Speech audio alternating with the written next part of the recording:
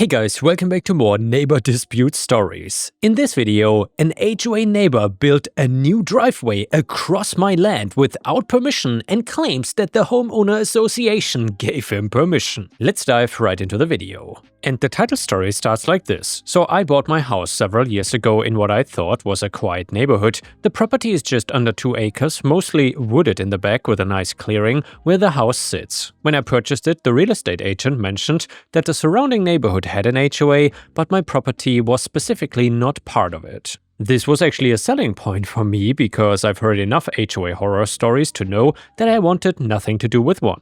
Because my property predates the HOA by decades and the previous owner had refused to join when it was established. I made absolutely sure during closing that I had documentation proving I was not subject to HOA rules, fees, or authority. Everything was fine for years. I knew my neighbors casually, waved when I saw them, kept my property reasonably maintained. I'm not trying to win any landscaping awards, but I'm not running a junkyard either. My neighbor to the east, let's call him Steven, seemed normal enough at first. He was on the HOA board, which should have been my first red flag, but he never bothered me about HOA stuff since my property was just not part of it. But then Steven's attitude towards me started changing. He began making comments about my unkempt yard whenever he saw me. My yard is not unkempt, by the way. I mow regularly, I don't have trash lying around, and I don't spend every weekend obsessing over it like he does. Imagine, guys, having this much time to obsess over other people's yards. I wish I had that much free time. Anyway, he mentioned a few times that it would be nice if I joined the HOA so the neighborhood could maintain so-called standards. I politely declined every time and reminded him that my property legally cannot be forced to join, and then Steven started talking about his driveway situation. His property has a circular driveway that connects to the main road, but apparently he wanted better access to his oversized garage in the back of his property. He mentioned to me once that he was looking into options for a new driveway. I didn't think much of it at the time, but here is where everything went sideways. I left for a several-week work trip. I'm a consultant and sometimes have to travel for extended projects. When I came back, I discovered that Steven had built an entire new driveway. Well, the problem, you're asking? About 40 feet of it cut directly across my property. Just so you know, I'm not talking about a minor encroachment here. This was a full paved driveway about 12 feet wide running from the road through a section of my wooded area and onto his property. He had cut down 6 of my trees, cleared the underbrush, brought in gravel base and paved the whole thing. Professional job must have cost him $20,000 or more, and I was absolutely stunned. I later learned from other neighbors that the construction crew had been there for over a week, working during business hours. Several neighbors had assumed I had hired them since they saw the crew there multiple times, and no one thought to call me because it looked like professional, permitted work. I immediately went over to Steven's house and knocked on his door. When he answered, I asked him, what the hell was he thinking, building a driveway across my land? His response was something I will never forget. He said, "The HOA approved it. It's all legal." I told him I'm not part of the HOA and they have zero authority over my property. He just smirked and said the HOA had conducted a survey and determined this was the best route for neighborhood access. He claimed that because the driveway improved property values and enhanced neighborhood safety by providing an additional access point, it was within the HOA's rights to approve it. I was so angry, I could barely speak. I told him to check his survey again because he built on my property without permission, and he told me I was being unreasonable and that he had all the proper approvals. Then he said something that made my blood boil. Maybe if you actually took care of your property and joined the HOA like a responsible homeowner, you would have been included in these discussions. I went home and immediately pulled out my property survey from when I bought the house. I was 100% certain the driveway crossed my property line, but I needed to be sure. I contacted a surveyor and paid for a rush survey. Within days, the surveyor confirmed what I already knew. Steven's new driveway crossed my property line by about 40 feet at its steepest point, running along my eastern border for about 60 feet total. I made copies of everything, took dozens of photos and videos, and documented every tree he had cut down. Then I went back to Steven's house with my survey in hand. I showed him the survey and explained calmly that he had built on my property without permission and needed to remove the driveway immediately. He barely glanced at my survey before dismissing it. He said his HOA had hired surveyors too, and they confirmed the driveway was properly placed. I asked to see his survey in return. He refused though, saying it was HOA business and I was not a member, so I had no rights to see it.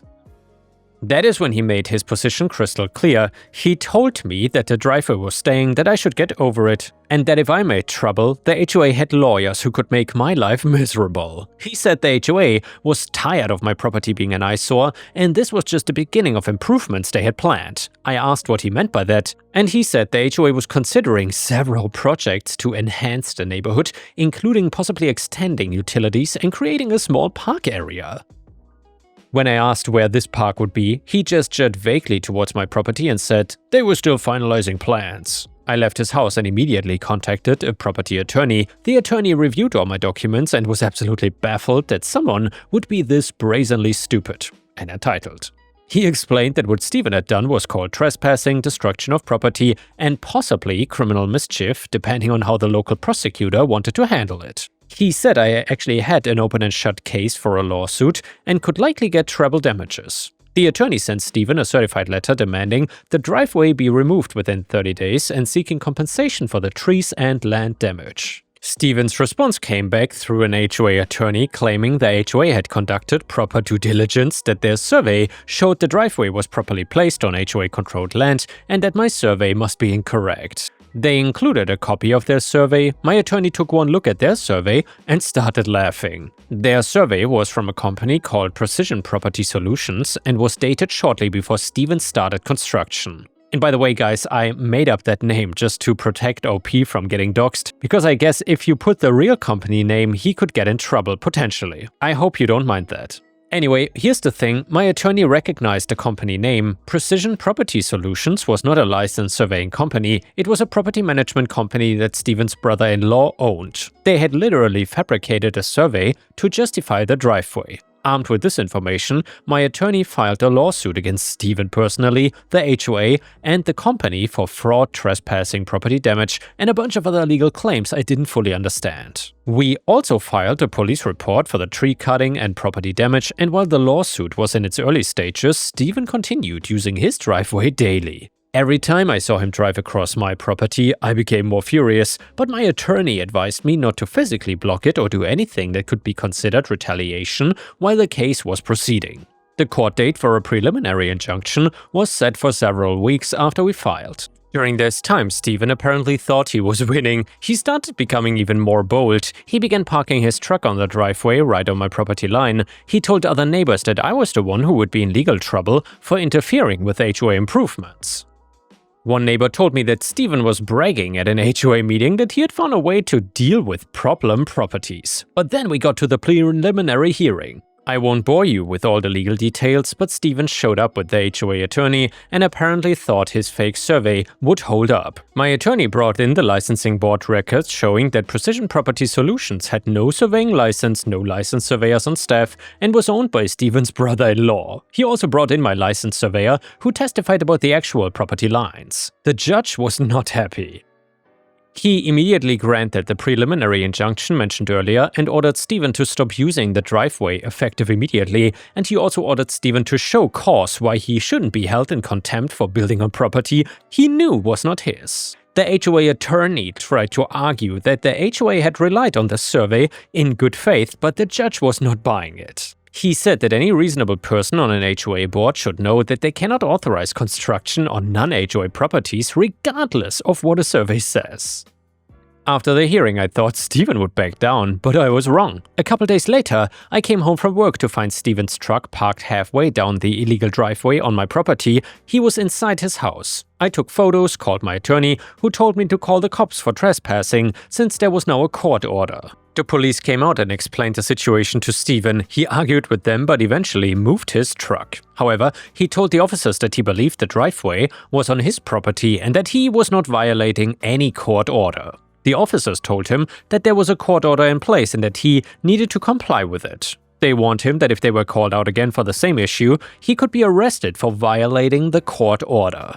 This is where I decided I needed to do something more permanent than relying on the police to respond every time. My attorney had already told me that I had every right to block access to my property, especially now that there was a court order supporting my position, so I came up with a plan. I called the fencing company and got a quote for an 8-foot chain link fence with a locking gate, but that felt too simple and too easy to argue about placement. So instead I contacted a heavy equipment rental company and rented a large excavator. I also ordered 6 massive concrete barriers, the kind they use for highway construction. Each one was about 4 feet tall, 8 feet long, and weighed approximately 4,000 pounds. By the way, I'm not 1000% sure that this is accurate in terms of weight. So I scheduled everything for a Saturday when I knew Steven would be home to watch. My attorney approved the plan in advance and confirmed I was within my rights as long as everything I did was on my property. Saturday morning arrived, the concrete barriers were delivered first, dropped off on my front lawn by a flatbed truck. Steven came out of his house to watch, looking confused. Then the excavator arrived, I had hired an operator for the day, and I met him at my property with my survey and property pins clearly marked. Steven walked over and asked what I was doing. I told him I was making property improvements. He said I could not block the driveway. I reminded him it was my property and I could do whatever I wanted on it. The excavator operator and I spent about an hour positioning the concrete barriers. We placed them in a line directly across the driveway at the exact point where it crossed onto my property. The barriers were positioned on my side of the property line by about 2 feet, so there was no question about me encroaching on anyone else's land. We used the excavator to nestle them into the ground slightly so they couldn't be easily moved, but I was not done yet. After the barriers were in place, I had the excavator operator dig a trench about 3 feet deep and 4 feet wide directly behind the barriers, also on my property, and this trench ran parallel to the barriers for about 20 feet. The excavator operator piled all the dirt on my side, creating a large berm. The result was a completely impassable barrier. Even if someone managed to move the concrete barriers with heavy equipment, they would immediately encounter a 3-foot deep trench. And even if they filled the trench, they would have to deal with a large dirt pile. The illegal portion of Steven's driveway was now completely useless. Steven watched all of this happening from his yard. I could see him on his phone multiple times, presumably calling his attorney or other HOA board members. At one point he yelled over that I was gonna be in serious legal trouble for this, but I just smiled and waved. After everything was complete, I paid the equipment operator and had the excavator picked up. Then I put several signs along the barriers saying private property, no trespassing, violators will be prosecuted. I also installed 2 trail cameras pointed at the barriers to document any attempts to remove or tamper with them. The next business day, I received an angry call from the HOA attorney threatening me with another lawsuit for so-called interfering with HOA infrastructure. My attorney told them to go pound sand and reminded them that there was already a court order supporting my position. He also pointed out that if they wanted to pursue this, we would be happy to accelerate the main lawsuit and add additional claims for harassment. For a while, things were quiet. Steven could not use his driveway anymore and had to use his original driveway that he had apparently found so inconvenient, and I watched on my trail cameras as he walked up to the barriers several times, just staring at them, and once I caught him measuring them, presumably trying to figure out if there was any way around them. Then things got interesting. I received a call from a detective at the local police department asking if I could come in for an interview about my property dispute with Steven. I called my attorney who said he would come with me, and at the police station the detective explained that they'd been investigating the fake survey situation, and the detective had some questions about the timeline and wanted to understand exactly what Steven had told me and when. I walked through everything, provided copies of all my documentation, and answered their questions. My attorney made sure I didn't say anything that could be problematic, but honestly, I had nothing to hide here. Steven was the one who had built on my property using a fake survey, and eventually Steven was arrested. I was not home when it happened, but several neighbors told me about it later. He was charged with multiple felonies, including fraud for using the fake survey, criminal mischief for the property damage, and theft of property for cutting down and removing my trees. His brother-in-law was also arrested for fraud related to creating and providing the fake survey. So this is where everything started spiraling for Steven. Once the arrest became public record, the local newspaper picked up the story. It became a whole thing about HOA overreach and property rights. Steven's arrest made him toxic within the HOA, and he was forced to resign from the board. Several neighbors who had supported Steven's actions initially now distanced themselves from him, and the main civil lawsuit proceeded towards trial. Steven tried to settle multiple times, but my attorney advised that we had him completely dead to rights and should push for maximum damages. We were not just suing for the cost to remove the driveway anymore, we were suing for treble damages for the intentional trespassing, compensation for the trees at their replacement value, which for mature trees is very expensive, surveying costs, attorney fees, emotional distress, and punitive damages. So, Steven's criminal case also eventually went to trial. I attended several days of it, and the prosecutor absolutely destroyed him. They brought in an expert witness from the state surveyor licensing board who testified about the legal requirements for survey companies and confirmed that Precision Property Solutions had no surveying license and no licensed surveyors on staff. They brought in my surveyor, who explained in detail how the fake survey was wrong. They showed all the documentation proving Stephen knew the driveway crossed my property. Finally, though, Stephen was convicted on all charges. The judge sentenced him to 18 months in county jail with credit for time served and the possibility of work release after 6 months. The judge noted that while Stephen had no prior criminal record, the deliberate and calculated nature of the fraud combined with his continued defiance of court orders warranted actual incarceration rather than probation. His brother-in-law received 12 months in county jail with similar terms. The civil lawsuit settled shortly after the criminal conviction. Stephen's homeowner's insurance refused to cover any of it since his actions were intentional and criminal. So Stephen ended up having to sell his house to pay the settlement, and the total amount was over $200,000. That included treble damages for the intentional trespass, which means triple the actual property damage plus removal costs for the driveway, tree replacement at about $15,000 per tree for all 6 trees, and my legal fees that ran over $60,000, punitive damages, and compensation for my time and stress. I watched from my porch as a demolition crew ripped up his beautiful paved driveway and hauled it away. They, by the way, also had to bring in new topsoil, regrade the area, and plant new trees per a landscape architect's plan that I got to approve. The settlement also required the HOA to formally acknowledge in writing that my property was not subject to HOA authority and to send a letter to all HOA members making this clear. The HOA had to pay a portion of the damages as well, since they supported Stephen's actions, and Stephen eventually served about 10 months before being released on parole. By the time he got out, his house had been sold to pay the settlement, his wife had filed for divorce, which was finalized sometime after his release, and he had no choice but to move out of state to live with family. His brother-in-law also served his sentence and lost his property management business. I used a portion of the settlement money to install a property privacy fence along my entire property line with the former HOA president's property. I also used some of it to install a much nicer driveway on my own property and to do some landscaping improvements. Partly because I wanted to and partly because I knew it would annoy any remaining HOA busybodies that my eyesore property now looked better than most of theirs. The concrete barriers, by the way, are still there. They've become somewhat of a neighborhood landmark. New neighbors sometimes ask about them, and I tell them the whole story. It's actually a good reminder to everyone in the HOA about what happens when you mess with property rights. So Reddit, am I the a-hole for blocking the driveway and pursuing this to the fullest extent of the law? Part of me feels like maybe I should have accepted one of Stephen's settlement offers earlier and let him avoid time behind bars, but some people have told me that I went too far. Another part of me thinks he deliberately violated my property rights, used fraud to try to justify it, and only backed down when forced to by the courts. What do you think? And yeah guys, let me know in the comments what you think about this time. Do you think OP was really an a-hole here, or did he do the right thing? Let me know what you think, and while you're at it, please don't forget to like the video, because this would help me tremendously. So comment number 1, NTA, holy crap, NTA times 1,000. This guy committed multiple felonies against you and your property. He cut down your trees built on your land, used a fraudulent survey, and then tried to bully you into accepting it. The criminal charges were not even your doing. The judge referred it to the prosecutor because what Stephen did was so egregious. You didn't send him behind bars, his own criminal actions did that. You just defended your property rights, which is literally the most basic right of property ownership. Comment number 2, not the a-hole, and I'm honestly baffled by anyone who thinks you went too far. Stephen committed fraud, trespassing, and property destruction. Then he continued to trespass even after a court order told him to stop. The settlement amount might seem high to some people, but that's what happens when you intentionally violate someone's property rights and use fraud to try to cover it up. Treble damages exist for a reason, to punish and deter this exact behavior.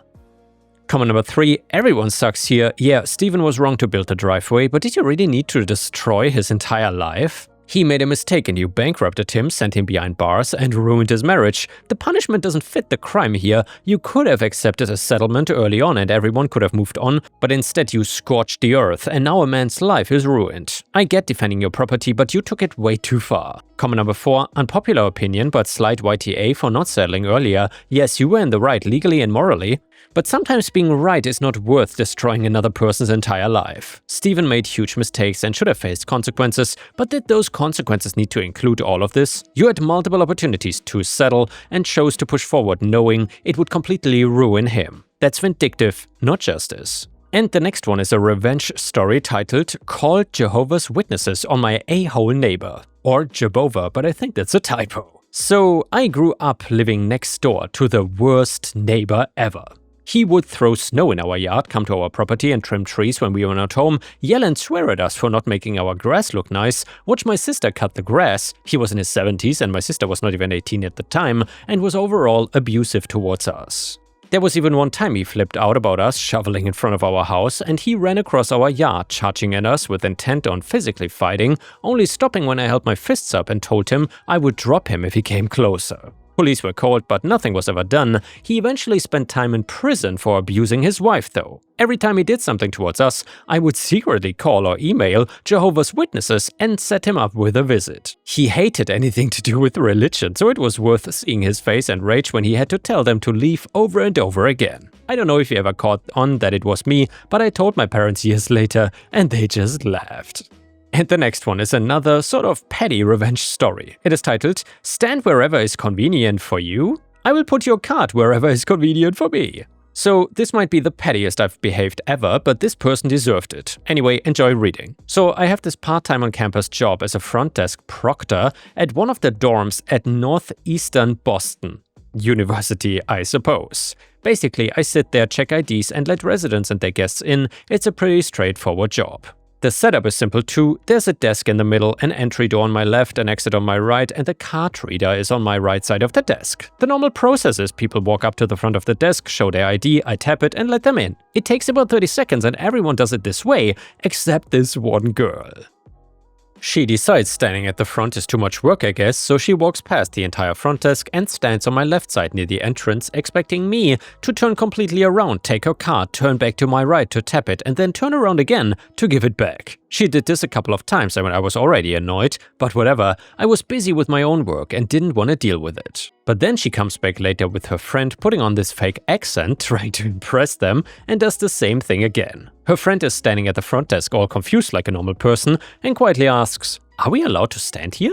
And this girl literally says with full attitude, "Yeah, it's more convenient for me to stand here." And that's when I lost it internally. And by the way, guys, since when are people trying to impress others with fake accents? I'm curious if I'm impressing anyone with my accent. I'm not sure. Anyway, I took both their cards, signed them in, and instead of turning around to hand them back like she expected, I straight up slammed both cards on the far right end of the desk. Complete opposite side from where she was standing, gave them a dead stare and went back to my laptop like I didn't give a damn. Her friend had to awkwardly walk all the way around to grab the cards while Miss Convenient stood there processing what just happened. If it's convenient for you to make me turn around, then it's convenient for me to make you walk around. Simple as that. Sometimes you gotta give people a reality check without saying a word. And the next one is an interesting story from r/Tales from Retail, and it is brand new, so I'm sure you haven't seen it before. It is titled, "Here, let the old lady help you load that heavy patio set." So a few years ago I worked at a grocery store. For the summer they would get a few sets of outdoor furniture, and it was my job to get the boxes sets from the back when they wanted to purchase. One day, 4 guys about 30 years old purchased the largest set we had in one box. So I confirmed they had a vehicle that would accommodate the furniture, and they did. A full-size pickup. Perfect. I headed to the back to get it out of storage, loaded on a flat cart, returned to the front of the store by myself, no assistance. When I approached the customers, they confidently told me to step aside while they loaded it. Sure, no problem, except they kept trying to get a two-handed grip on the large box. After several failed attempts, I asked if I could make a suggestion, and they straightened up and said, "Sure." I positioned the cart at the base of the tailgate. The box was already taller than the tailgate, so I lifted from the bottom using the tailgate as a lever and slid the heavy box into the tailgate. Closed the tailgate, stepped back and said, "Thank you, have a great day," and went back in the store. Ever working retail, they did not say another word. And yeah guys, never underestimate a retail worker. Thank you for watching. Please don't forget to check out my playlist on the left if you cannot get enough of my stories, and I will see you again tomorrow.